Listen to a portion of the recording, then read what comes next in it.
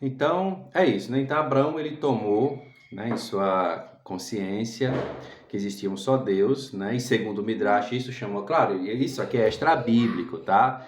É só uma história interessante que a cultura judaica nos traz, que eu achei bem interessante para entender o porquê, né? Entre o que Deus escolheu Abraão, né? Do nada, assim, que termina no capítulo 11 e o 12 já vem, né? Até porque Gênesis não nos traz detalhes assim, claro que isso já é uma aula diferente, né? Mas a Bíblia ela não foi escrita em um momento diferente, para povos diferentes, uma linguagem diferente, e a mensagem que ela queria passar, né, não necessariamente queria comprovar ou dar detalhes profundos acerca de determinadas situações que a gente exige hoje, né? Mas isso é tema para outra questão, tá? Então, o monoteísmo é a convicção de que existe um só Deus, né? Nasce com a reação, a adoração a vários deuses, e foi isso que Abraão percebeu, né? Três das grandes religiões monoteístas já falei, né? E são chamadas abraâmicas justamente porque vem de Abraão, né? Judaísmo, cristianismo e o islamismo, com muitas diferenças doutrinárias, principalmente o Islã, né? Mas o seu nascedouro são exatamente essas, tá?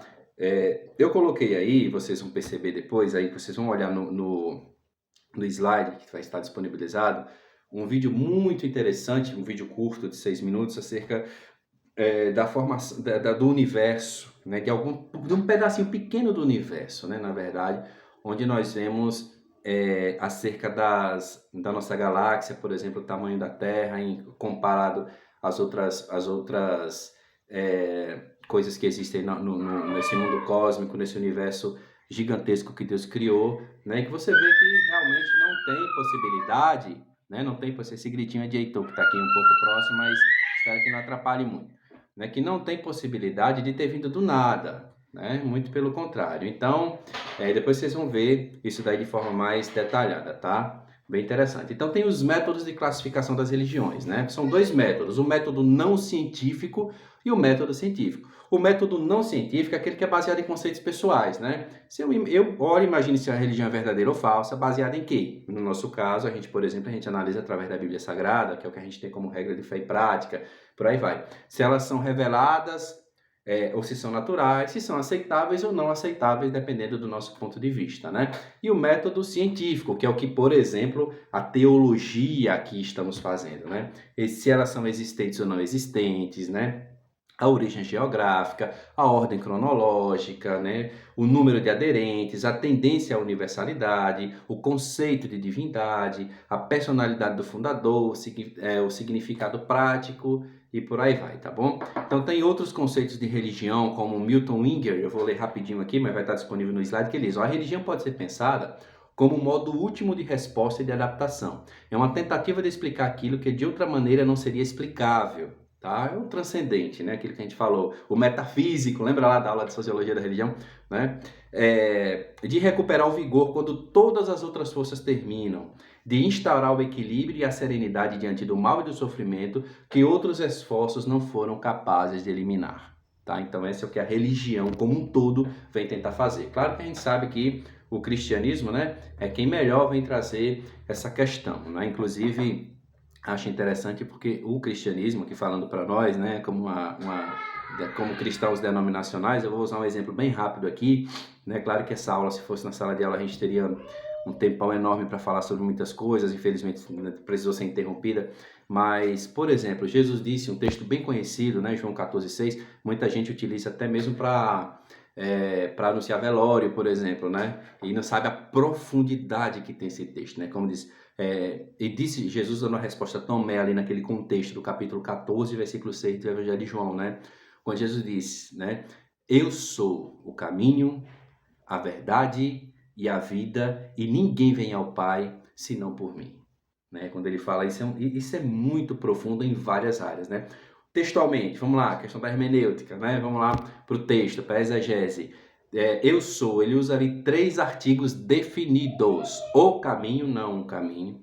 A verdade, não uma das verdades. E a vida, e não uma das vidas. Né? E ninguém vem ao Pai senão por mim. Uma curiosidade interessante aqui, não sei se você sabe, se você sabe vai relembrar, se não sabe vai aprender agora, é que quando Jesus disse isso, ali naquele momento, ele estava próximo, de acordo com a harmonia dos evangelhos, ele estava falando para os seus discípulos, estava em uma festa, judaica, uma das famosas festas judaicas, né, que foram instituídas desde o Antigo Testamento, aquelas famosas sete festas judaicas, e que ele estava próximo do templo. E uma coisa interessante é que quando o tabernáculo, que fora modelo dado por Deus a Moisés, muitos e muitos anos lá atrás, lá em Êxodo, lembra? Em 25, quando Deus começou, 6 meses após a saída do povo de Israel do Egito, quando Deus começou a dar o modelo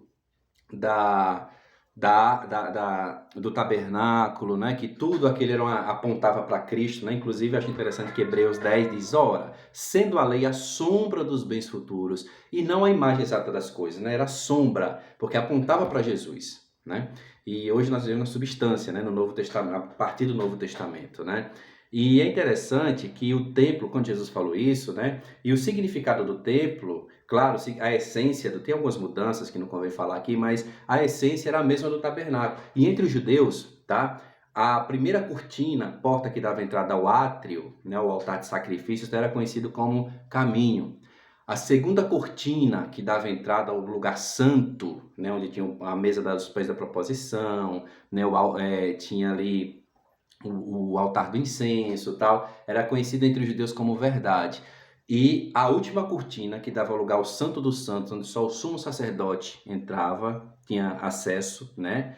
Lá, e que uma vez por ano ele entrava para fazer expiação do pecado do povo, no famoso Yom Kippur, o dia da expiação, né? Não é que ele entrava só nesse dia, ele tinha autoridade para entrar qualquer dia, mas nesse dia ele entrava com esse objetivo, né? No Yom Kippur.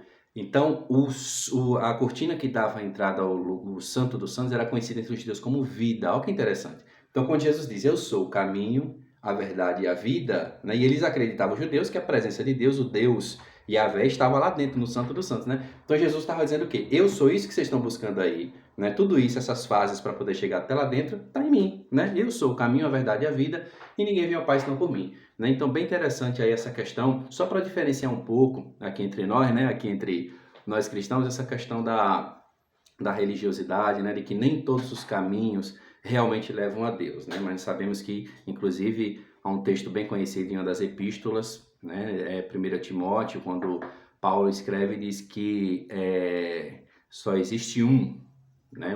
Porque só há um mediador entre Deus e os homens, Cristo Jesus, homem, né? Então é só através de Cristo que se chega até a Deus, né? Essa visão cristã, evidentemente. Então, assim, existem algumas comparações dentro do estudo da história das religiões, a teologia, a política e a ética, por exemplo. A teologia é um estudo intelectual, que é o que a gente faz, né? Aqui, vocês estudantes de teologia, parabéns.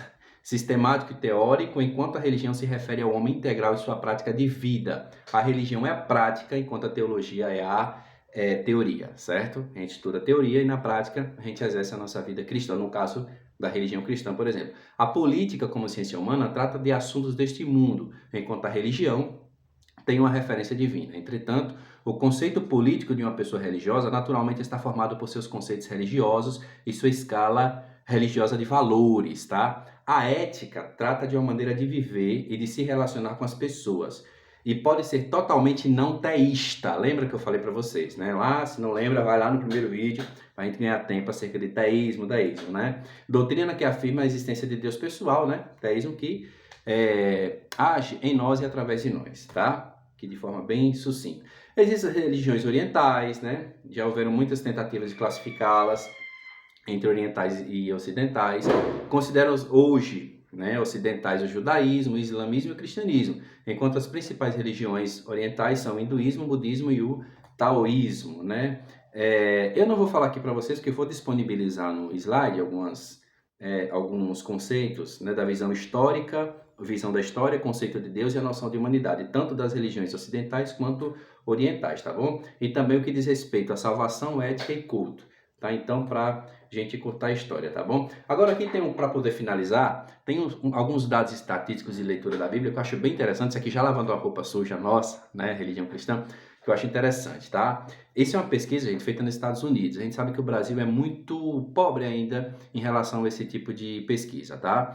Então, alguns dados estatísticos interessantes aqui que diz respeito à leitura da Bíblia, tá? Então, isso aqui foi feito nos Estados Unidos, mas a gente sabe que não tem uma diferença muito grande de nós brasileiros, né? Vocês vão ver por quê. Dessa pesquisa, isso foi feito em 2013, tá?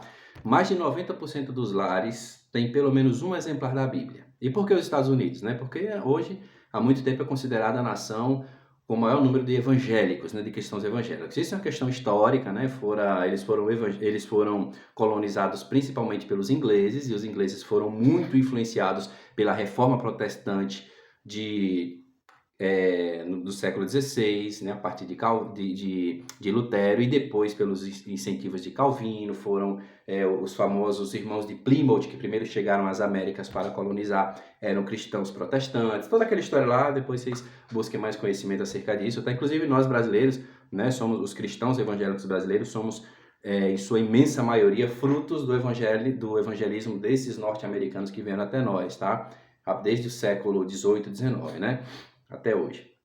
Então, mais de 90% dos lares têm pelo menos um exemplar da Bíblia, só que, olha só, menos de 20% das pessoas leem a Bíblia diariamente, tá?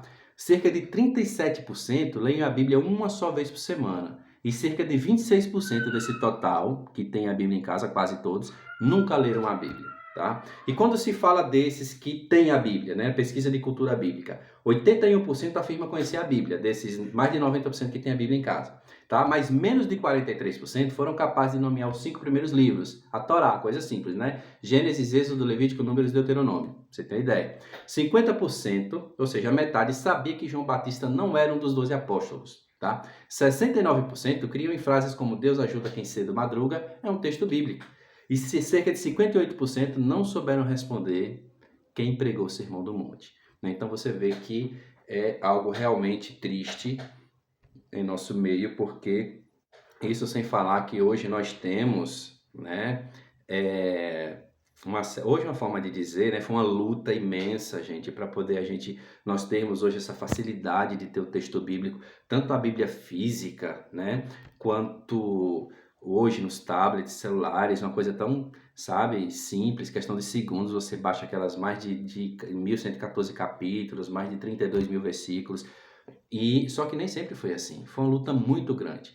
Em nosso caso do Brasil, por exemplo, até indica a leitura para você, o livro da editora SBB chamado A História da Bíblia no Brasil, bem interessante, o quanto foi difícil, tá? Para que nós tivéssemos, né? E o mundo, então, meu Deus do céu, né? Você estuda a história da igreja, você vê o quanto foi difícil ter a Bíblia no próprio idioma, né? No próprio vernáculo, e em nosso caso, a dificuldade para poder ter o texto bíblico em mãos, né? Não sei se é por causa da facilidade, né, que o ser humano é assim, aquilo que é muito fácil, ele não dá valor, né, mas o quanto era difícil. Tem tanta história interessante de pessoas que lutaram anos para comprar um exemplar da Bíblia, sabe? Tem uma história de uma moça, na época adolescente, né, no século XVII, que ela andou mais de 40 quilômetros a pé no frio congelante da Inglaterra para poder adquirir um exemplar do Novo Testamento. O sonho dela, juntou mais de 4 anos de dinheiro para comprar um exemplar do Novo Testamento para poder ler, né, e praticar. E enquanto nós temos essa facilidade imensa e às vezes não valorizamos, né? Então, aí onde surge a questão, né, da mera religião, né? E a mera religião, ela não salva, a mera religião não é eficaz, né? A religiosidade é algo que está dentro de nós, mas, né, no entanto, porém, todavia, é necessário que a gente tenha um compromisso mais sério, né, com Deus, com a palavra, para poder alcançarmos os nossos objetivos espirituais, tá? Isso tenho certeza que vocês concordam comigo, tá? Então, eu vou encerrar por aqui, né, duas partes aí, um vídeo um pouco mais longo, esse para poder a gente encerrar, e eu vou disponibilizar no grupo que eu quero como atividade para vocês, tá bom? Vou disponibilizar os slides, irei disponibilizar alguns materiais também em PDF, vou disponibilizar alguns títulos, né, se assim vocês quiserem, se desejarem, para poder vocês buscarem, tá, conhecimento relacionado à área, tá bom? E que para poder enriquecer ainda mais o conhecimento de vocês, tá? Estou à disposição, tá, de vocês o que precisarem. Por favor, entreguem a atividade. Ainda estão me devendo a atividade da aula anterior. Apenas 3 pessoas entregaram, né, o trabalho de Sociologia da Religião no mês anterior, tá? Então, eu peço a vocês que, por favor, sei da correria, né? Sei que todos nós temos nossas atividades, nossos afazeres, mas não deixa, por favor, de fazer, de entregar, porque é extremamente importante, tá bom? Então, Deus abençoe.